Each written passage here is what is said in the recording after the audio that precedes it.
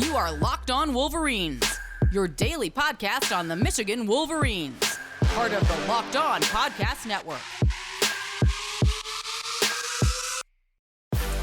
Happy Friday again, because if you caught the mailbag, which we already did earlier today, normally it's on Thursday, did it on Friday. We're going 2 for Friday in black.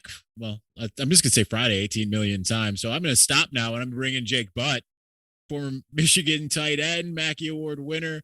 He's played in the game against Ohio State. We talked about this a lot earlier this week in the X's and O's show, but we're going to continue to delve into what Ohio State presents. I'm your man on the ground, Isaiah Hole, publisher of Wolverines Wire, host of the Locked On Wolverines podcast, which is part of the Locked On Podcast Network, your team every day, all that stuff. Anyway, Jake, we've been kind of back and forth. Of course, I get a phone call right then. We go back and forth on this game quite a bit. I still kind of feel like, as daunting as it might be for Michigan in a lot of ways, because particularly Ohio State's offense and the trouble that it presents, I don't know, man. Like, I still predicted an Ohio State win in my column today, but which you didn't in your pick in the Wolverines Wire former players predictions piece. You picked a Michigan win. What makes you think that that the guys get it done on Saturday?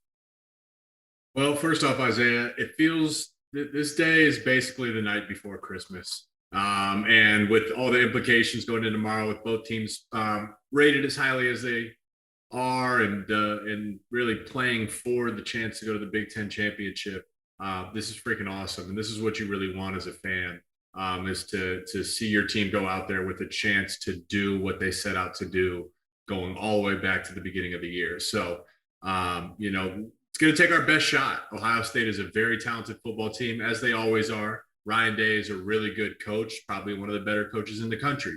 And that's just been Ohio State's MO. They continue to reload with players every year. Urban leaves, they reload with another great head coach in Ryan Day. They struggle defensively early in the season. They make a change, they reload. They're a well-oiled machine. So for us, it's going to take our best opportunity. Like you said, I think there's people out there that are concerned or maybe not giving us a shot. I think it's going to be a hell of a game. I think it's going to come down to the wire. As much as I'd love it to be a clean game, I don't necessarily expect that, because of the talent that Ohio State has and the history of them being able to produce year in, year out. What gives me confidence is just the general aura of this team and the love they have for one another.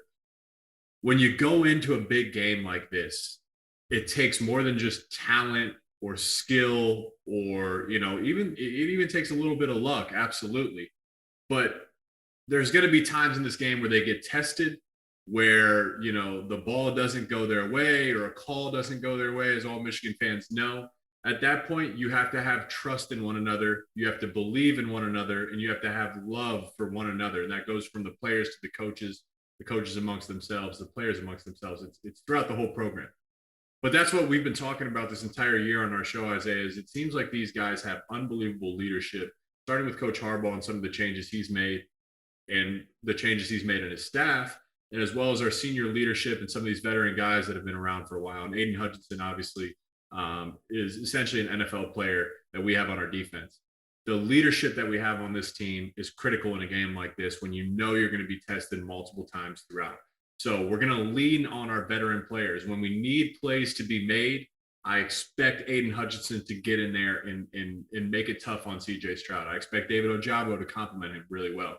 I expect Cade to have a cool, calm demeanor. I think he played his best game against Michigan State earlier in the season, which was obviously our best opponent we faced up to this point. So we're going to need another performance like that from him. Consistently from our receiving core and our running backs. Of course, Blake and Hassan have kind of, carried the majority of the load throughout the season, but even Donovan Edwards stepped up last week versus Maryland. We'd have different receivers step up throughout the season, different tight ends step up.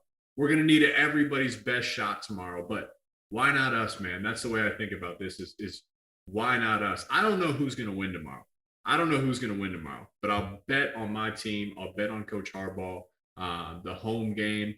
Hopefully, man, I'm visualizing this and speaking it into existence. Would love to see an awesome victory see, Michigan ahead up on the big screen when the final whistle blows. And who knows, man, maybe the fans rush the field. I think it'd be a beautiful, beautiful sight. One of the things, there's a couple things in there that I have had my attention all week. Number one, and it's the question that I asked Jim Harbaugh straight out of the gates on Monday, was about how the fact that this is a home game, right? There hasn't been a home game of this magnitude against Ohio State since probably 2003. And I don't even remember exactly where those two teams were ranked. But I mean, there hasn't been all of the big games when these two teams are matched up in the top 10, let alone top 5. It's been in Columbus, right? It hasn't been at home. So I think that can certainly provide a different scenario. The atmosphere could be a lot different for the sake of, what happens if it gets really loud on a third down. It's like third and 7, somewhere around the 35-yard line, and suddenly they get a false start, and that could certainly change the dynamics of this. Additionally, for as much as people always talk about how Ohio State wants it more, they've spent so much time every year trying to, they prepare for Michigan back in February and January, March, all of that. This year, Michigan's done that with Ohio State. And I would argue, even though you had last year them not playing, the whole Ryan Day, we were going to hang 100 on them, I would argue that Michigan wants and needs this game more. I don't necessarily think that's always the case, as much as some of those years, it's felt relatively even. You think back to 2018, Michigan could have, cured all a little bit by winning in Columbus that year. It didn't happen. 2016, when you played, it felt like you guys were the team of destiny. It didn't end up going your way. But this year with Jim Harbaugh, if he loses this game, he's leaving potentially millions out on the table due to his contract incentives. If he has to hit a lot of them. I know his Big Ten East one, it's supposed to be if he has sole, if he gets the incentive, if he solely wins the Big Ten East. I don't know what that means as far as if you beat Ohio State. I know that they would not be the sole Big Ten East holder if they do beat Ohio State, because Ohio State's already won a share of the division. But you leave out the idea of being the potential Big Ten champion, being a potential college football playoff berth, which also has an incentive. Big Ten Coach of the Year, that might go away, right, if you don't win this game. But if you win this game, it pretty much locks it in, So there's a lot of money on his end, and when you have financial incentive, of course, that's going to be a big part. But on top of it, it's just all these guys have heard a million times over how they can't beat Ohio State, how they aren't as good as Ohio State. They turtle in the big game. And then you have things like Cade McNamara's comments earlier in the week, which Ohio State's trying to turn that into something, right? I mean, that's in the media and the fan base. I don't know what they're doing internally at the Woody Hayes Athletic Center, but they're trying to turn it into something. I don't know if you saw the comments where he said that he is unconcerned about Ohio State's defense. What he meant, and I'm not just trying to ascribe meaning to him, but if you read the whole quote in context, or if you listen to the Inside Michigan Football program, as I had before I wrote the article, of course, he was saying what we do on a weekly basis is try to figure out how we can exploit a defense. That's what we're going to do here. We're doing this as we do every week. They're trying to turn it into a slight. They're making it into a big deal. They're saying all these things. I think that could come back the other way, right? Because it's one of those things where it's like, if you're Cade and you're hearing that, people are taking him out of context and trying to make it into a bulletin board thing, it can fire you up that much more. Wouldn't you think?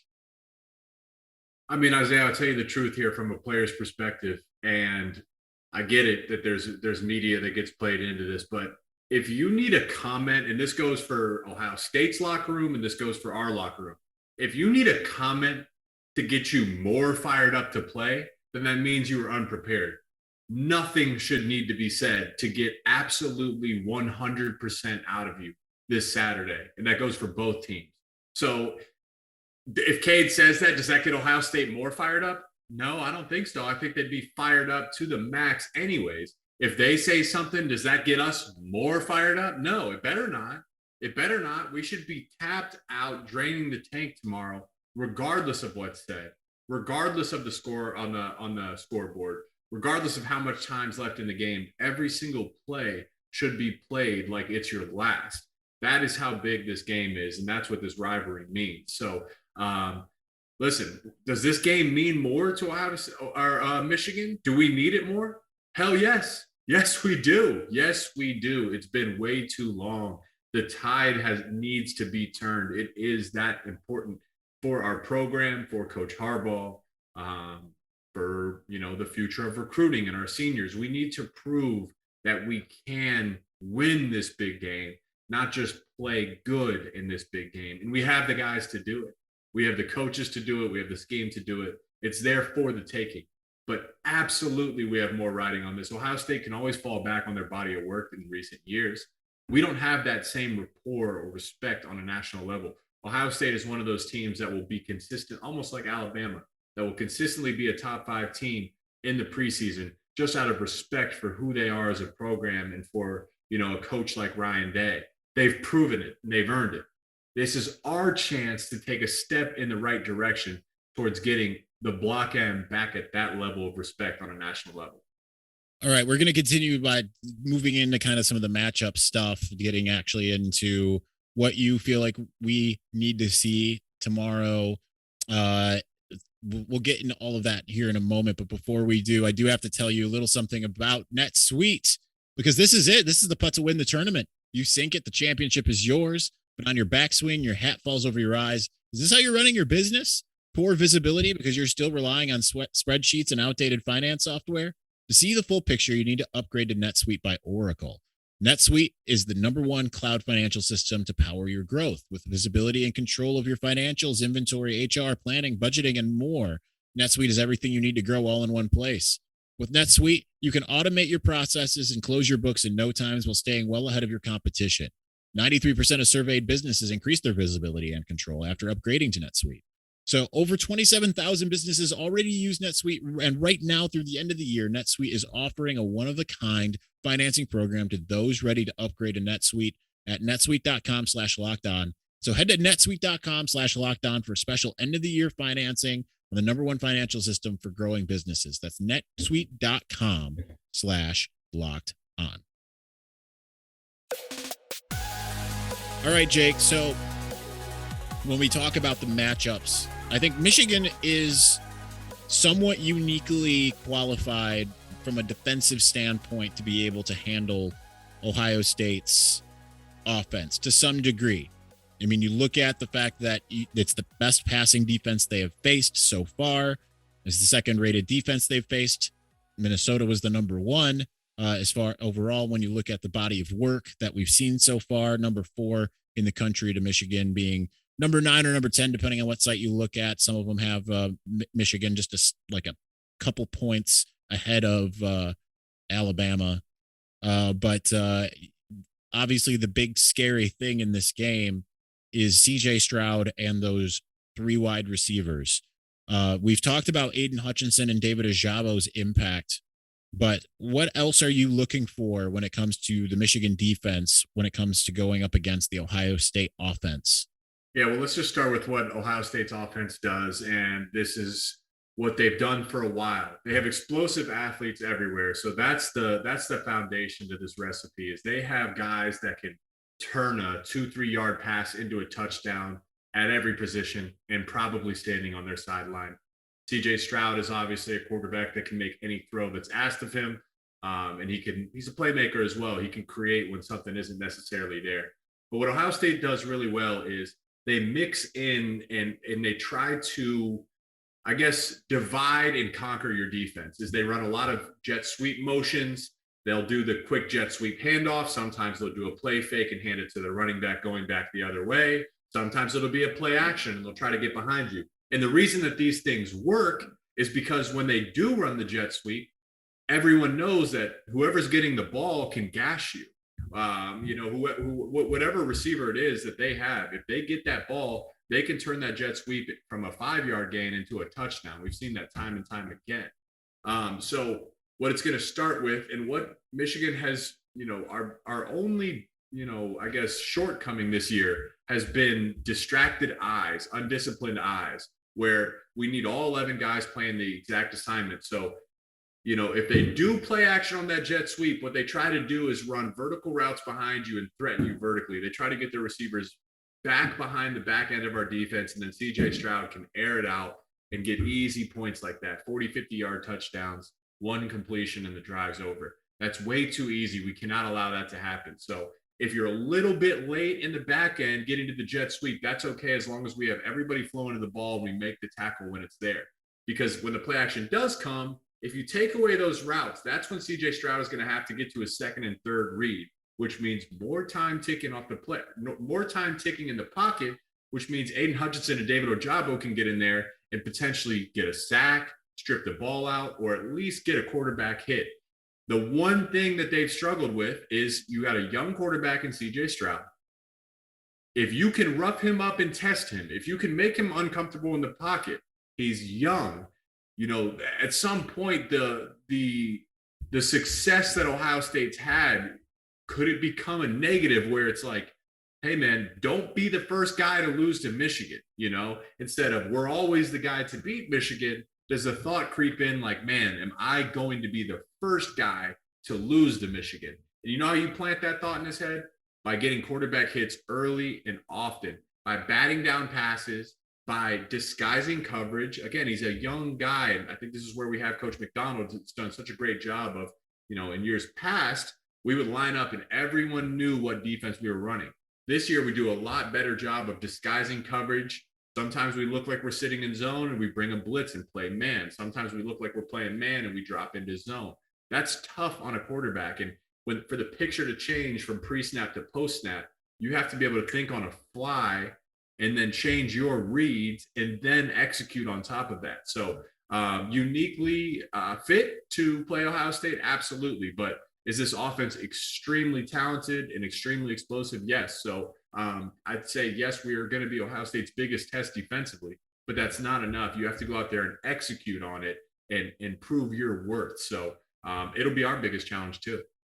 Two things to note. Number one, we'll stay with the defensive side against Ohio State, keeping in mind that this is the biggest road game that CJ Stroud will have played in, because he was okay, kind of struggled a little bit against Minnesota. Minnesota was in that game until relatively late. That was in Minneapolis. They struggled against Nebraska. Nebraska was playing in Lincoln. Their game against Penn State, in which they struggled, was a home game. They beat Michigan State at home on Senior Day. This is a different animal, right? He is coming to the big house. So depending on the fans, because certainly we've seen, we both have seen Michigan Stadium both rocking, and we've seen Michigan Stadium kind of just whatever. I would imagine it's going to be more of the former than the latter, depending on the amount of Michigan fans compared to Ohio State fans that manage to somehow get tickets, because they are an arrogant bunch. I can tell you from my mentions. I can tell you if you saw any of the comments on the X's and O's from Ohio State fans, which if you did, you caught it within a couple minutes because I delete all of them. But they come in droves, right? They are very, very confident. There is an element to me that thinks this is again their fan base, but at some point, even with their team, pride can come before the fall to some degree. Switching to the other side, there is an interesting stat out there. Michigan actually has more 50-plus yard plays than Ohio State does this year. A lot of people probably wouldn't think that. I believe Michigan has 8 to Ohio State 7, or it's 7-6 or whatever, but Michigan has one more from an offensive standpoint, and they would have reached that, of course, last week with Donovan. Well, I'm sure Ohio State had plenty of 50-yard plays last week. I don't know. I didn't actually watch the game. I just looked at it on Gamecast. But with Donovan Edwards and some of his big plays, Michigan went ahead of Ohio State in the big play category.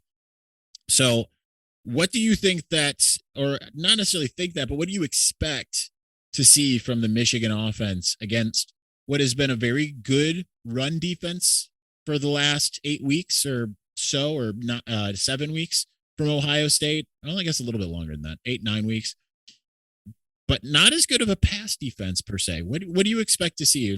Similar game plan as to what we saw against Michigan State, something completely different? What is your feeling on this? Well, understanding Coach Harbaugh and Coach Gaddis is it's not necessarily about the defense. They believe it's about us. So you can expect to be a run. It's going to be a heavy run day or a run committed day, and rightfully so. Again, you have to understand the bigger picture, not just this individual piece. When you're facing such an explosive offense, you better not go 3-and-out consistently, and you better not go 3-and-out and take no time off the clock. You're going to have to establish the run. And yes, they've been a successful run defense, but the defensive scheme that they play is not exactly the best scheme to stop the run. They run a 4-2-5, meaning they have 6 big guys, 4 defensive linemen, 2 linebackers, and 5 defensive backs. Typically, this is a nickel or a nickel defense, and that's more of a pass committed defense.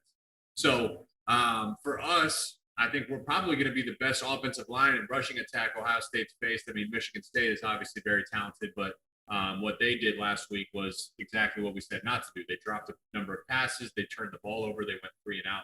We have to avoid that ourselves. So with our offensive line and our tight ends and our running backs is creating movement at the point of attack. Our double teams are 2 guys versus 1 guy. We need to move the defensive lineman off his spot, climb to the linebackers at the second level, put hat on hat, color on color, and we know our running backs will do the rest. They're going to run through arm tackles. They're going to fall forward. And the more 4 to 6 to 7 yard chunk plays we can get, I think the better off we'll be down the stretch. So, yes, Ohio State may be better as a run defense than a pass defense. I still think we should commit to the run tomorrow. And if we can establish the run, that's not only going to help us collectively, but it's going to also help us pass the ball too. Is at some point when you establish the run, those defensive backs in the back end, what they do to stop the run is they're aggressively downhill. When they read run, they flow down quick and they fill the holes. If you can establish the run and mix in some heavy play action and some very good disguised play action, that's when you open up things on the back end. Cade has really been successful, really hitting the ball over the middle, whether it's, crossing patterns, dig routes, or sits over the ball to the tight end, little pop routes to the tight end. That seems to be where Cade's most comfortable. So the way you open that is by establishing the run and getting the linebackers to suck up and then finding the soft spots behind them. So, again, it's going to take our best effort. It seems each week on offense, we've had a different guy step up. Now we need to put it all together. Now we need to have everybody play their best game tomorrow. And if we can all do that, if Cade can play his best game, even better than he did against Michigan State, I'd say we got a pretty damn good chance. And man, it'll be fun to watch, man. I don't know how much I'm going to sleep tonight because this is a hell of a matchup, man. This is why you love college football. Well, and I think the interesting thing, like you mentioned, there being all of these different guys that have stepped up, I think that also presents a challenge for Ohio State defensively because there isn't one of those guys at this point that isn't a threat, right? Like they've all presented some kind of threat, whether it's Cornelius Johnson, Roman Wilson, Andrell Anthony, Mike Sainristil, Donovan Edwards, Hassan Haskins, Blake Corum, Eric All, Luke Schoonmaker. They all have presented a threat so far. They've all had big games. They've all been essentially the focal point any given week in one way or another. So it's hard for them to be able to pin one guy, whereas with Michigan, the 4 guys that Ohio State's going to go after, right? There's going to be those 3 receivers, and certainly there's a couple others coming off the bench, Julian Fleming and Marvin Harrison Jr., and then Travion Henderson. Obviously, also have to watch out for Mayan Williams when he's out there, or Master Teague. But I would even imagine Jeremy Ruckert, he could play a part, but I feel like they're going to have to keep him in a mass protect as much as possible because of what Michigan poses in the defensive front. So yeah, I think it could be a lot for them as far as preparation is concerned. Also, interesting thing to note is that Ohio State does tend to play more man defense. They have mixed in some zone, but it is primarily a man defense. So depending on what Michigan sees out there, there are certainly exploits, and we saw them particularly take advantage of that. For instance, in the Eric All play against Penn State, I'm curious to see if Michigan doesn't take a page out of the Ohio State playbook when they can tell for sure they are in man. and try to gash them with the crossing routes because they've certainly got the horses to do it. All right, we are going to move on, and we'll get the predictions in a moment. I'm going to kind of do a little bit of a throwback, kind of like we did against Michigan State going into that game, but we'll get to that momentarily. But before we do, listen, it is Thanksgiving. I know it's the day after, but still, we all know what that means. Football. I've got football on right now. Iowa, Nebraska. Nothing goes better with football than turkey and betting. Bet online as you cover for all the holiday season, more props, odds, and lines than ever before. Bet online remains your number one spot for all the sports action this Thanksgiving. So head to our new updated desktop or mobile website. Sign up today. Put in the promo code Locked On. Receive a 50% welcome bonus. It's not just football. Bet online has pro and college hoops, NHL, boxing, UFC, your favorite Vegas casino game. So don't wait to take advantage of all the amazing offers available for the 2021 season. BetOnline is the fastest and easiest way to bet on all of your favorite sports. BetOnline, we're stuffed with deals this Thanksgiving. Also got to tell you a little something about Built Bar. Y'all know how much I love Built Bar. Jake, I've got a couple that I'm holding on to give to you, so I'm excited to get you those. A couple of my favorites, coconut brownie chunk and peanut butter brownie. I just ordered another box of Built Bar this morning because of their Black Friday deal, 20% off any box. I mean, kind of couldn't beat it, right? Like I woke up to an email and I'm like, I'm doing it. If you don't know what Built Bar is out there, it's a protein bar that tastes like a candy bar. It is incredible. It's high protein, low calorie, low carb. It's everything that you want in a protein bar. I can have 2 at a time, make it my meal replacement bar. They are delicious. You'll want to do that when you have one as it is. So go to built.com, put in the promo code LOCK15 when it's not Black Friday, because obviously Black Friday you can get 20% off, but 15% off on a normal basis. Built.com, promo code LOCK15. All right, Jake. So let's, before we get to the score predictions, just, before Michigan State, we talked about the awful in that game. I have to do it again because this is another one. We were both there. We were both very much right there where the action was because you were playing in the game. I was on the sidelines. And thinking back to the 2016 Ohio State game, I mean, you cannot convince me. I know you won't, but people who want to try to convince me Ohio State was the better team that year, it wasn't, right? Like there were so many things that happened, particularly from an officiating standpoint. I know you guys had your chances. Like you always say, don't leave it in the hands of the officials. It kind of got left in the hands of the officials to some degree, but there were 2 things that bother me about that game. So I'm curious about if you can look back and react on that, or to your reaction from back in 2016. The one that everyone talks about is obviously JT was short.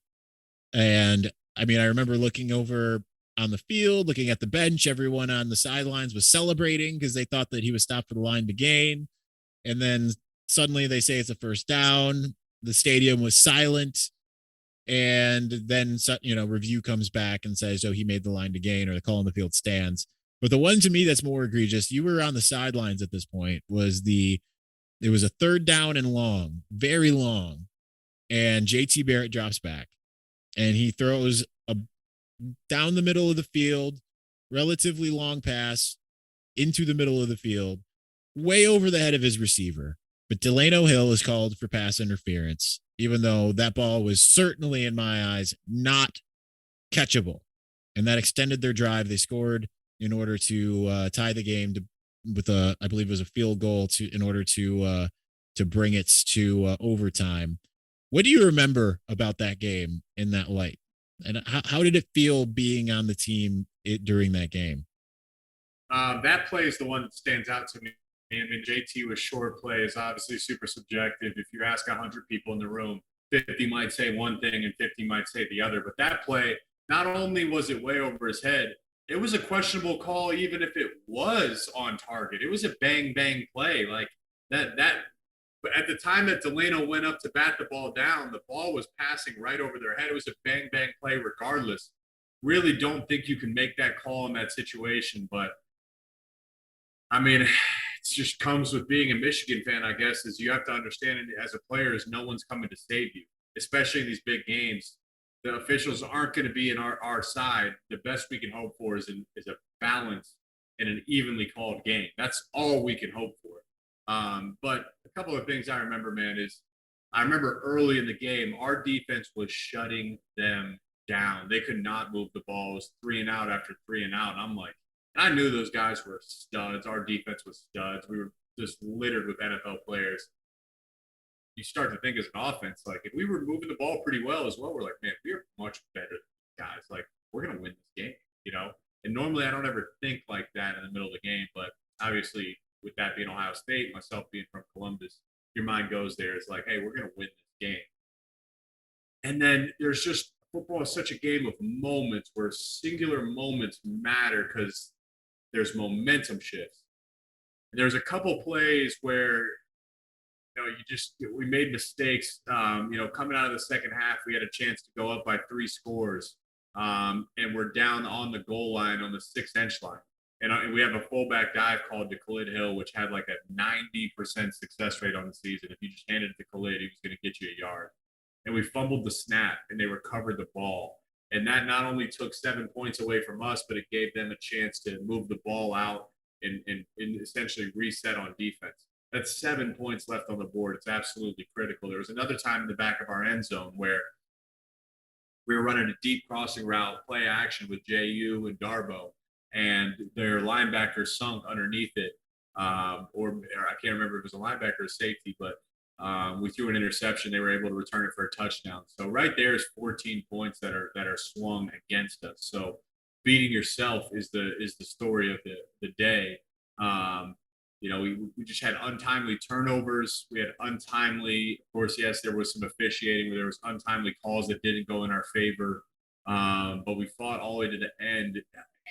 Still plenty of chances to win, and ultimately we didn't do it. And I think that's kind of the story of who Ohio State is in this rivalry and who we have been, is they found ways to win. And for us, unfortunately, we have not found ways to win. Sometimes we found ways to lose.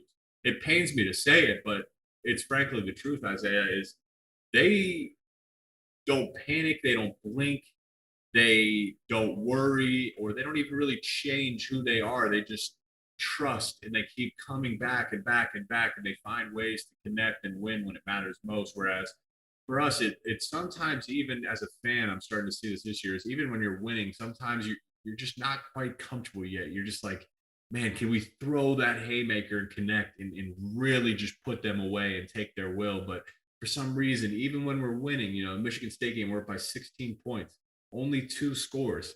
Let's get another, even a field goal at that point makes it a 3-score game, and we were unable to do that. We give them life. So again, we talked about it to start the show, is this game is so massive in the sense that this is our opportunity. Who cares about the past? It doesn't matter anymore. It doesn't matter about next year. All that matters is right now. This is your chance to flip that narrative. This is your chance to say, we can win the big games. We are going to do something special when the lights are on and the moment calls for it the most. So talented team, Ohio State. They're not going to give it to us. And we are going to have to make some huge plays in this game. And we are going to have to respond when Ohio State makes huge plays and they test us. So it's one of those games where you dream of playing like this as a player. But when your number's called and the ball comes your way, or the ball carrier is running at you and you're in the open field with him, you better not blink. You better make the play. And you better count on your brothers, the 10 other guys you're sharing the field with, to do the same. And maybe not 100%, man, but we're going to need to be 95% accurate, make 95% of these plays. We're going to need to win the 50-50 balls. We're going to need to win the 50-50 calls. We're going to need to create when things aren't necessarily there. We're going to need a couple guys to step up big in big moments. That's how you win these kind of games. So thankfully, I feel we have a veteran team similar to 2016. We have, some of our best players are our oldest players. So that gives you confidence going into this. It means something to them. That Aiden Hutchinson is going to be playing like a man possessed tomorrow. This game means something to him. This is why he came back. So I'm looking forward to watching it. And I'm looking forward to seeing these guys do exactly that, which is step up and make plays. And you never know, right? Because you look at rivalry games. I mean, granted, I picked Nebraska to beat Iowa. The game's certainly not over. It's second quarter at this moment. Right now, Nebraska's up 14-3. Iowa's the ranked team. I'm pretty sure they had the betting line going for them, but the home team's getting it done. So granted, Iowa is not the same as Ohio State, but nonetheless. All right, Jake, final thing, prediction. How do you see this game going? What's your final score prediction? Man, just good luck to these guys, man. Good luck. If you're a fan in the stands, cheer your absolute asses off tomorrow. Do not sit down. We're all part of this. We play a small part in this game, but anything we can do to make it tougher on their offense or motivate our team, let's do it, man. That's called home field advantage. So if you're going to the game tomorrow, let's cheer them on. If you're on Twitter, send some good encouraging messages or whatever it is. Back these guys. Let's make this a community effort and stand with each other. It's going to be a battle, like we said. I don't think either defense is going to have full success in stopping the offenses. I think in this kind of game, you're going to have certain plays schemed up and dialed up as offensive coordinators that are going to allow you to put up more points. Michigan has to score 7, not 3. You can maybe afford 1 field goal in this game, but you're not going to beat a team as explosive as Ohio State kicking field goals. But ultimately, maybe it's a little home field bias, Isaiah. Maybe I'm blind, but I love these guys, man. I love Coach Harbaugh. I love Aiden and Josh Ross and Cade McNamara and some of these seniors and how they carry themselves throughout the season and the love they have for one another. I think that counts for something. I think that matters. They have my full faith and my full confidence. I'm going to stick with the prediction earlier this week. I'm going to say 42-31 Michigan. Can't wait to see it. If they win by 11 points, I'll tell you, this place will be pandemonium. I'll have to put bars over we'll have to put bars on both. We both live in Ann Arbor. We have to put bars over our window. The riots will be out of control because people will be going nuts. Yeah. It would be crazy, just as crazy as if the Lions actually did something positive at any given point in time. Now I have a gut feeling, like I've been saying, I just said this on the last podcast. I have a gut feeling, which is the opposite of how I felt in 2018. 2016, I don't know that I had a great feeling either way. I knew it was going to be a tough game. I did think Michigan was the better team. I still feel vindicated in that.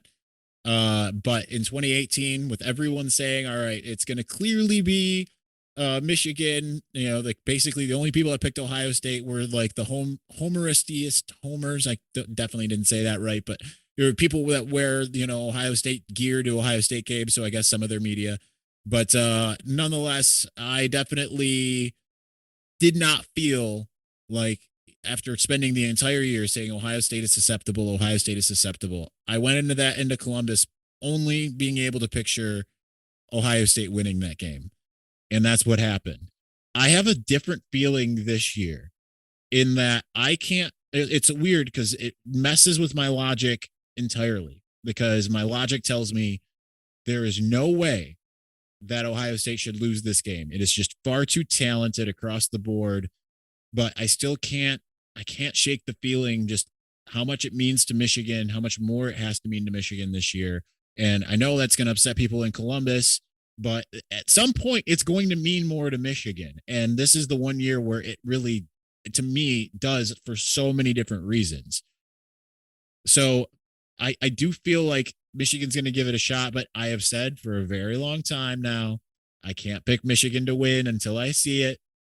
So therefore I have Ohio State 37, Michigan 33. So I hope I'm wrong, because it would make for everything. But again, my mind's eye doesn't see it going any other way. I hope that my intuition is right, and we'll see, right? They play games for a reason. Otherwise, Ohio State would have just won this game again. Anyway, for Jake Butt, the Mackey Award-winning tight end, I am Isaiah Hole. We will talk to you next week in one way, shape, or form, whether it's here on the Locked On Wolverines podcast as part of a Big Ten championship preview. Regardless, Sunday there will be the X's and O's. We are going to do it on Sunday, I believe, is the plan. Plans always change, but that's the plan. And we will break down the game then. So thanks for listening and or watching. Wow. Apparently I need sleep. Peace.